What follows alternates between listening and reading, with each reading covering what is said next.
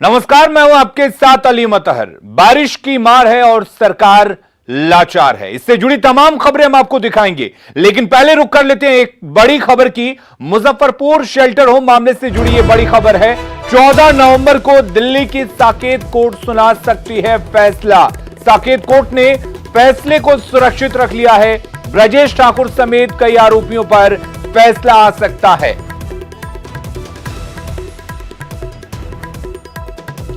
बड़ी खबर आपको बता दें, इस वक्त जो मुजफ्फरपुर शेल्टर होम से जुड़ी हुई खबर है, आपको बता दें कि इस मामले को लेकर साकेत कोर्ट फैसला सुना सकती है। आज साकेत कोर्ट ने फैसले को सुरक्षित रख लिया है, लेकिन इस पूरे मामले को लेकर 14 नवंबर को दिल्ली की साकेत कोर्ट फैसला सुना सकता है।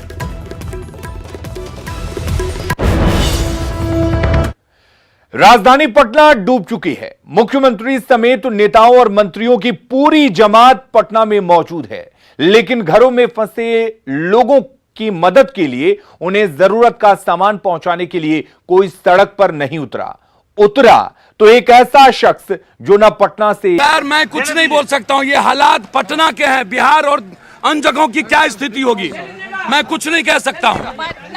ये इस बहन से, इस हमारी माँ से, चाची को स्थिति को देख के पूछिए। 4 एमएलए, एमपी, मंत्री सब एक ही दल के, मेयर, सरकार। आप इतने समझिए कि इस व्यवस्था, सत्ता और नेताओं के लिए इंसान की वैल्यू 0 है। वोट लेने का अधिकार किसको है? सर मैं नहीं जानता, मैं इतने जानता हूं कि ये लोग ठगते हैं, इस्तेमाल करते हैं पब्लिक को और इज्जत नहीं करते हैं पब्लिक को और अपना नहीं समझता है। तो घर में पानी नहीं हो, बिजली नहीं हो, अपने रहमो करम पे छोड़ दिया, भगवान भरोसे छोड़ दिया। सत्ता में बैठे लोगों ने, प्रशासन में बैठे लोगों ने, विडंबना ही है ये। वोट तो देती होंगी आप। हाँ। वोट जो लिया वो आया आपके पास? नहीं, सबक मिलती है इस तरह के मामलों को देख कर। इस तरह के सही आदमी को ही वोट देना चाहिए, जो मदद करे हम लोगों को मुसीबत में। हम लोगों को कोई मदद नहीं है, एकदम नहीं। हम लोग बहुत परेशान हैं, तबीयत ठीक नहीं है, फिर भी जा रहे हैं। तो बिल्कुल ये हालात है राजेंद्र नगर के। और एक वानगी दिखाई हमने आपको कि क्या यहाँ पर हालात बन पड़े हैं। बिल्कुल कुव्यवस्था है, प्रतिकूल परिस्थितियों में। और लोग जो हैं वो, अगर हालात ऐसे ही रहे तो निश्चित तौर पर आने वाले दिनों में और भी मुश्किलात पैदा होंगे। कैमरा पर्सन अजय दुबे के साथ संजय कुमार, न्यूज़ 18 पटना। तो जल जमाव में पटना के डूबने के 3 दिन बाद मुख्यमंत्री नीतीश कुमार हालात का जायजा लेने निकले, लेकिन सड़क पर नहीं, हवा में। जी हां, हेलीकॉप्टर से पटना में हालात का जायजा लिया सीएम नीतीश कुमार ने। इस दौरान उनके साथ जल संसाधन मंत्री संजय झा और मुख्य सचिव भी मौजूद रहे।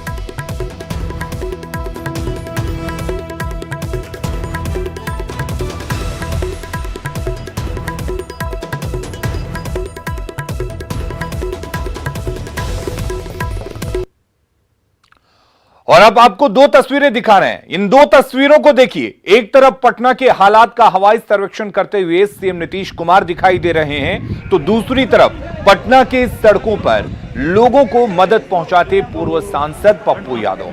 आप इन 2 तस्वीरों को देखकर अंदाजा लगा सकते हैं, जिनके हाथ में सत्ता की चाबी है, जो पटना में बैठे हुए हैं, जो पटना में बैठकर बिहार पर शासन करते हैं। वो सड़कों पर नहीं उतरे, बल्कि हवा में उड़कर सर्वेक्षण कर रहे हैं, लोगों के हालात को जानने की कोशिश कर रहे हैं। दूसरी तरफ एक पूर्व सांसद है, जिनका पटना से कोई लेना देना नहीं है। हां, बिहार से लेना देना जरूर है, पटना के लोगों से लेना देना जरूर है, तभी वो सड़कों पर उतरे और लोगों को मदद मुहैया कराई।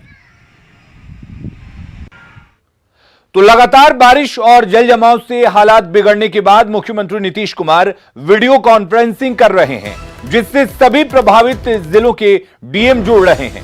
कॉन्फ्रेंसिंग में डिप्टी सीएम सुशील मोदी, नगर विकास मंत्री और आपदा प्रबंधन मंत्री भी मौजूद हैं। इसके अलावा मुख्य सचिव और कई विभागों के प्रधान सचिव भी इस बैठक में मौजूद हैं। तो पप्पू यादव के बाद पटना की सड़कों पर बोट से केंद्रीय मंत्री रविशंकर प्रसाद भी निकले, लेकिन सिर्फ घूमने के लिए, पानी पानी पटना का नजारा देखने के लिए। उन्होंने लोगों से बात जरूर की उनका हालचाल जरूर लिया, लेकिन राहत सामग्री नहीं बांटी। अब जरा सोचिए कि इस वक्त लोग अपने बीच रविशंकर प्रसाद की मौजूदगी देखना चाहते हैं या फिर राहत सामग्री चाहते हैं। सवाल यही है कि नेताओं के ऐसे दिखावे वाले दौरे से आखिर आम लोगों को क्या फायदा। और भाई हम इस वक्त एनडीआरएफ के बोट पे बैठे हुए हैं और हम किसी सुनामी वाले इलाके में नहीं बल्कि पटना के राजेंद्र नगर के इलाके में घूम रहे हैं। यहाँ देखा जा सकता है किस तरह से जो मल्टी स्टोरेज बिल्डिंग है उसका फर्स्ट फ्लोर पूरी तरह से पानी में जलमग्न हो चुका है।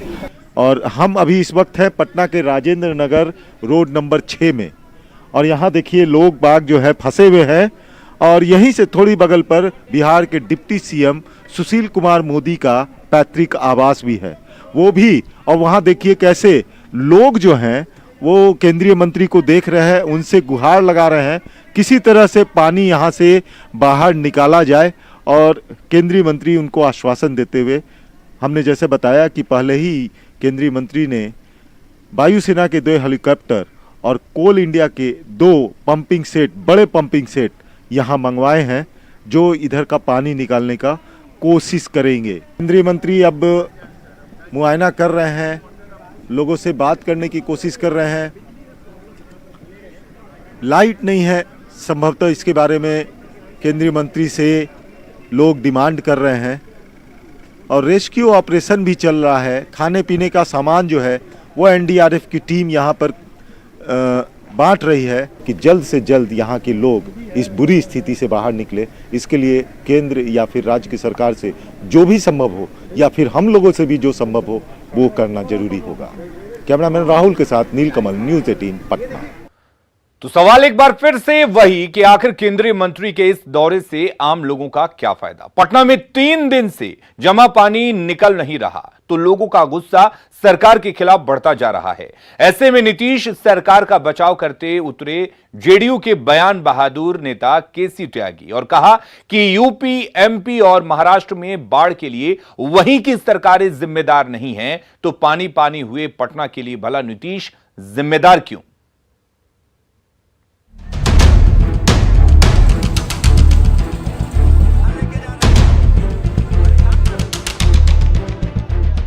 नहीं, नीतीश कुमार जी को इसके लिए जिम्मेदार ठहराना असंवेदनशील कार्य है। अगर और राज्यों में बाढ़ के लिए मुख्यमंत्री जिम्मेदार नहीं है तो यहाँ की बाढ़ के लिए मुख्यमंत्री नीतीश कुमार जी कैसे जिम्मेदार? योगी जी जिम्मेदार नहीं है, फडणवीस साहब जिम्मेदार नहीं हैं, वहाँ ममता जी जिम्मेदार नहीं हैं, वहाँ तमिलनाडु की मुख्यमंत्री जिम्मेदार नहीं है, तो नीतीश कुमार जी अकेले कैसे जिम्मेदार हैं? जय बात त्यागी जी, कहाँ थे अब तक आप? 3 दिनों से पटना की जनता आपकी पार्टी की सरकार को कोस रही है, लेकिन आपकी पार्टी की ओर से कोई जवाब आ ही नहीं रहा था। लेकिन आप देर आए दुरुस्त आए। आप 100% सही कह रहे हैं त्यागी जी। पटना डूब गया तो भला नीतीश जी कैसे जिम्मेदार है? जिम्मेदार तो इंद्रदेव हैं, इंद्रदेव, जिन्होंने सागर से गागर भर भर कर पटना में उड़ेल दिया। जिम्मेदार तो पटना के लोग हैं जो नालों में कूड़ा फेंक कर उसे भर डालते हैं। अब नाले में पानी नहीं बहेगा तो क्या सड़कों पर भी ना बहे? नमामि गंगे के तहत कई बार सफाई के अभियान चलने के बावजूद भी अभी तक वहाँ की गाद की सफाई नहीं हो पाई है। पटना शहर में बड़े पानी के जल स्रोत का मुख्य कारण यही है, जलवायु परिवर्तन है, इससे कोई इनकार नहीं कर सकता। अच्छा हुआ याद दिला दिया है आपने, ये बात तो भूल ही गए थे नीतीश जी। पटना में जल जमाव के लिए तो केंद्र सरकार जिम्मेदार है, केंद्र सरकार।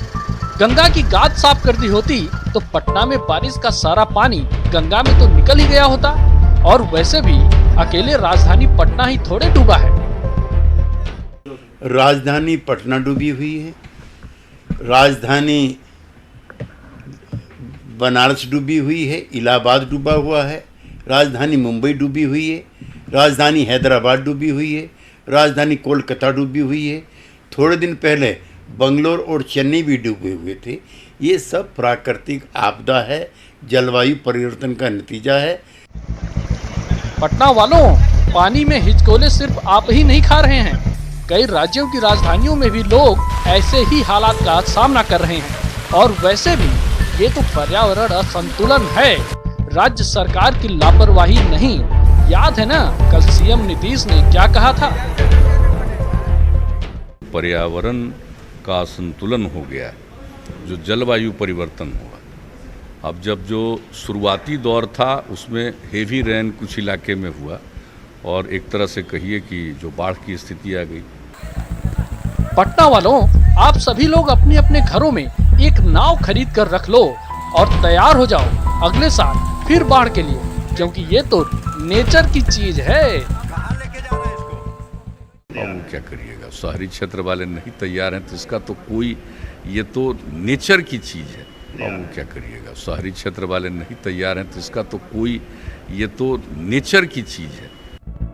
और वैसे भी बारिश किसी के हाथ में होती नहीं, सीएम नीतीश के भी नहीं, क्योंकि ये तो किसी के हाथ में नहीं है, क्योंकि ये तो किसी के हाथ में नहीं है। और हाँ, पटना वालों, राहत की सांस लेना मत अभी, क्योंकि अभी हत्या है, बहुत बरसेगी। और सीएम नीतीश की भविष्यवाणी को हल्के में मत लेना। और अभी हथिया है, ये कल से शुरू हुआ है, तो अभी ये कब खत्म होगा, ये मौसम विज्ञान वाले भी इस मामले में सुबह कुछ बताते हैं और दोपहर के बाद उनको बदल करके अपना ओपिनियन देना पड़ रहा। लेकिन मुझको तो ऐसा लगता है कि शुरू हुआ है तो 3 दिन तो कम से कम चलेगा। लेकिन मुझको तो ऐसा लगता है कि शुरू हुआ है तो 3 दिन तो कम से कम चलेगा।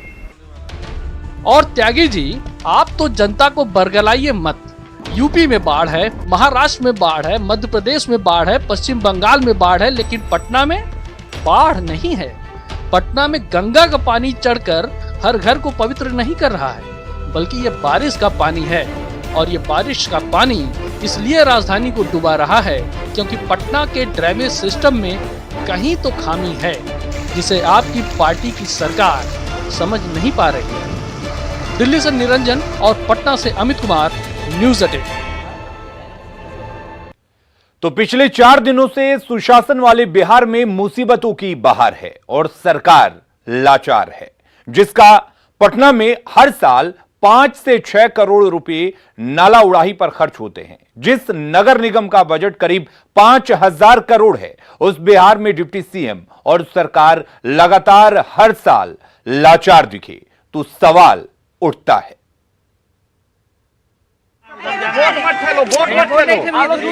लीजिए लीजिए पानी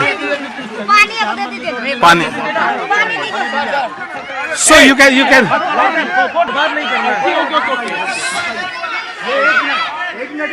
अरे ऐसे नहीं फेंकिए, यहाँ पानी में फेंकिए, पानी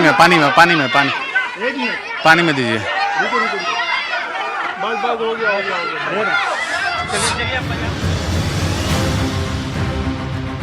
राजधानी पटना में जिन गलियों में जाइए, लोग पानी के लिए यूं ही चिल्लाते हुए मदद मांगते नजर आएंगे। जो नीचे उतर गए पानी में, उन्हें पीने का पानी और दूध नसीब हो गया। जो छत से उतरने में सक्षम नहीं, वो चिल्लाते ही रहे। बच्चे हो या बूढ़े, छत से दूध और पानी के लिए चिल्लाते रह जाते हैं, लेकिन सरकारी मदद नाकाफी होने के कारण उन तक मदद नहीं पहुंच पा रही। राजेंद्र नगर में अपने घर से न्यूज़ 18 की टीम के द्वारा रेस्क्यू की गई शारदा सिन्हा भी लोगों का यही हाल बयां कर रही हैं।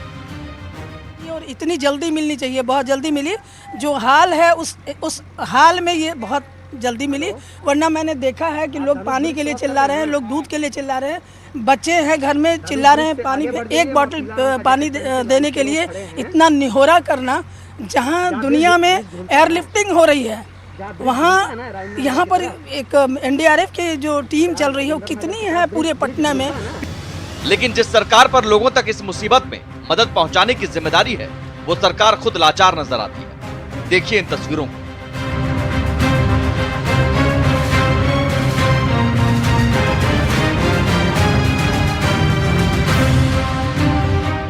जी हाँ, ये हैं डिप्टी सीएम सुशील मोदी, जो खुद राजेंद्र नगर में अपने मकान में पिछले 3 दिनों से अपने परिवार के साथ फंसे हुए थे, जिन्हें खुद डीएम की अगुवाई में रेस्क्यू किया गया। लेकिन डिप्टी सीएम ने कैमरे पर कुछ भी बोलने से मना कर दिया। ये देखिए तस्वीर, जो पटना में पानी जो है चारों तरफ फैला हुआ है, उसमें डिप्टी सीएम सुशील मोदी को रेस्क्यू किया गया है। उनका पूरा परिवार है और पिछले कई दिनों से वो पानी में फंसे थे। डिस्ट्रिक्ट एडमिनिस्ट्रेशन की टीम पहुंची थी, डिप्टी सीएम सुशील मोदी को रेस्क्यू कर निकाला गया, उनकी पूरी फैमिली को निकाला गया। इस वक्त हमारे साथ सुशील मोदी जी हैं। किस तरह के हालात रहे, यहाँ पहुँच गए हैं। पिछले कई दिनों से पानी में फंसे हुए थे। सिटी एसपी पहुँचे थे, इसके अलावा डीडीसी सुहर्ष भगत भी पहुँचे थे जितेंद्र कुमार सिटी एसपी के साथ, और डिप्टी सीएम को आखिरकार रेस्क्यू कर निकाला गया है। विषम परिस्थितियाँ थी, प्रतिकूल परिस्थितियाँ थीं, और आखिरकार निकाल लिया गया है। यहाँ पर से पूरी फैमिली है उनकी, उनके बेटे हैं, उनके मिसेज हैं, और सारी फैमिली पिछले कई दिनों से पानी में थी। जाहिर सी बात है, राजेंद्र नगर इलाका जिस कदर पानी में डूबा हुआ था, वैसे में तमाम तरह की दुश्वारियां आ रही थी, और ऐसे में जो परेशानी थी उससे डीएम जो है वो उन्होंने आदेश दिया, उसके बाद डिप्टी सीएम को रेस्क्यू किया गया। वो भी नहीं बच सके इस जल जमाव से, और क्या हालात बन पड़े थे। खुद इस वक्त डिप्टी सीएम है यहाँ पर। सर, पानी बहुत ज़्यादा था।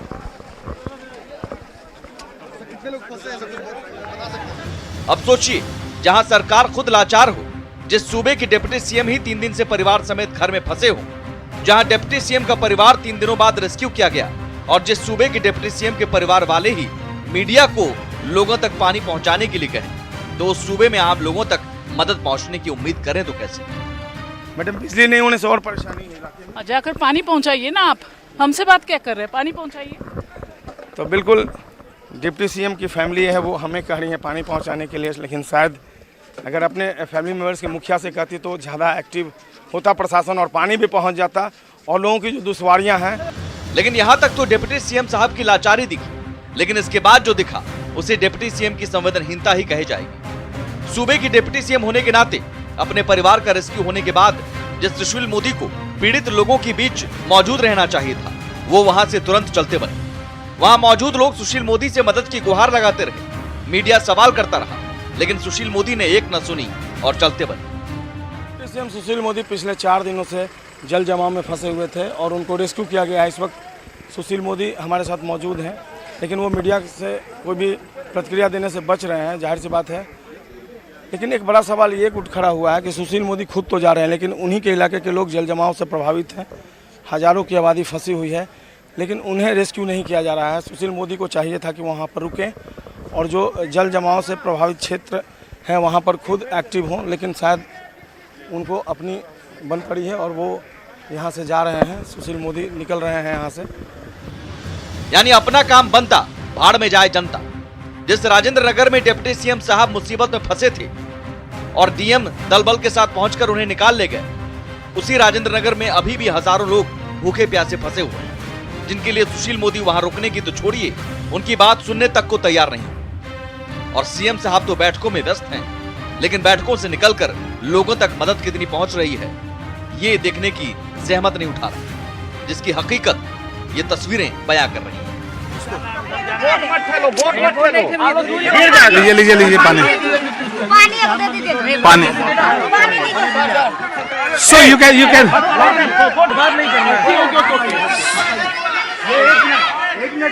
अरे ऐसे नहीं फेंकिए, यहाँ पानी में फेंकिए, पानी में दीजिए।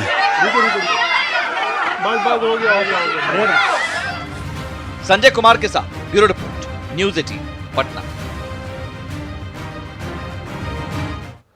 और हम अब आपको आगे दिखाते हैं 100 कैमरे पर बर्बादी की बाढ़।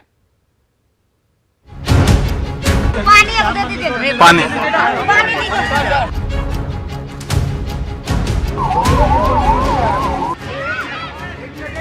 अरे ऐसे नहीं फेंकिए, यहाँ पानी में फेंकिए, पानी में। हम बाजार से भी जा रहे हैं, देखिए हेलकर भाई कहाँ को है, अभी को है, मोहित जी कहे हैं कि आपका मीटिंग होगा तो गाड़ी वाला ट्रक से भर जाएगा। जनता जब बची है तो एक ट्रेलर से पानी आ रहा है।